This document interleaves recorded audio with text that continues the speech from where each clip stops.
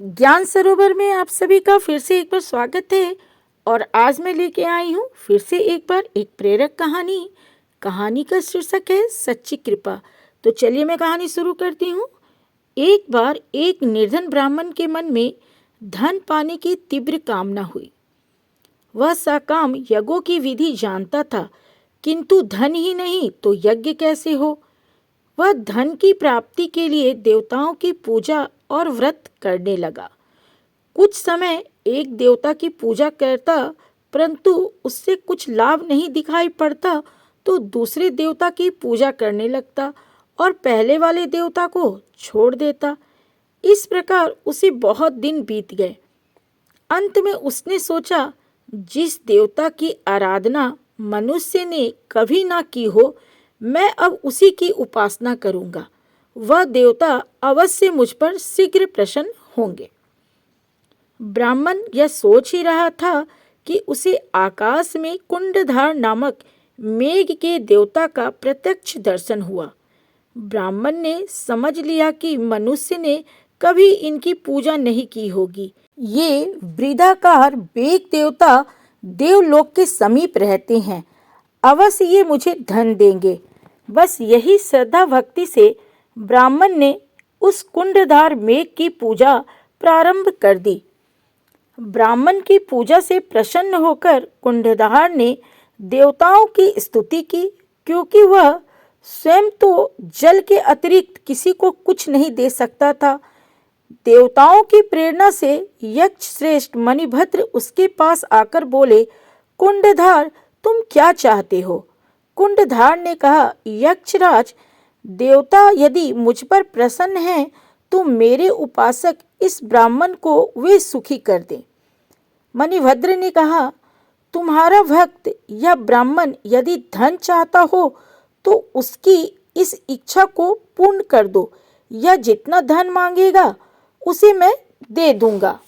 तो कुंडधार ने कहा, यक्षराज, मैं इस ब्राह्मण के लिए धन की प्रार्थना नहीं करता हूँ। मैं चाहता हूँ कि देवताओं की कृपा से यह धर्मपरायण हो जाए, इसकी बुद्धि धर्म में लगे। मणिभद्र ने कहा, अच्छी बात है, अब ब्राह्मण की बुद्धि धर्म में ही स्थित रहेगी। उसी समय ब्राह्मण ने स्वप्न में देखा कि उसके चारों ओर कफन पड़ा हुआ है। यह देखकर उसके हृदय में वैराग्य उत्पन्न हुआ। वह सोचने लगा, मैंने इतने देवताओं की और अंत में कुंडधार मेघ की भी धन के लिए आराधना की, किंतु इनमें कोई उदार नहीं दिखता। इस प्रकार धन की आस में ही लगे हुए जीवन व्यतीत करने से क्या लाभ है? अब मुझे परलोक की चिंता करनी चाहिए। ब्राह्मण वहां से वन में चला गया। उसने अब तपस्या करना प्रारंभ किया।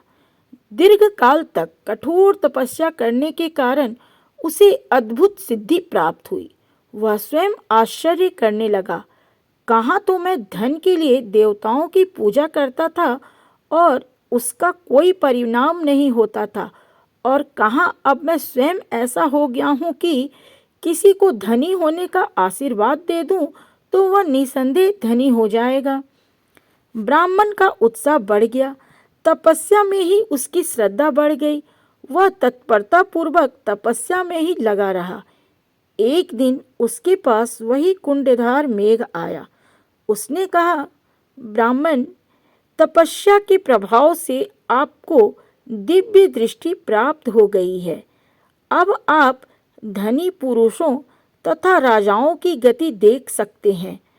ब्राह्मण ने देखा कि धन के कारण गर्भ में आकर लोग नाना प्रकार के पाप करते हैं और घोर नरक में गिरते हैं।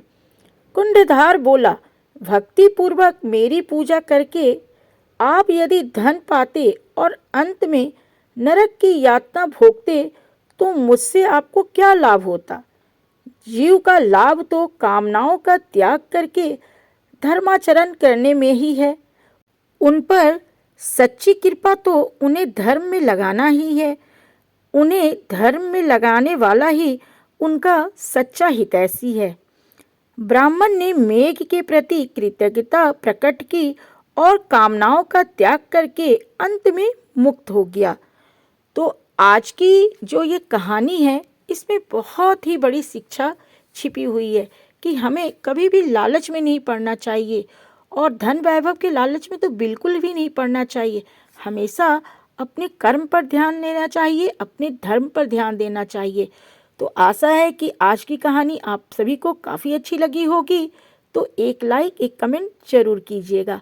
अगली बार मैं फिर आऊँगी ज्ञान सरोवर में कोई अच्छी सी प्रेरक कहानी लेकर, आलेख लेकर। आज के लिए बस इतना ही। जय हिंद, जय भारत।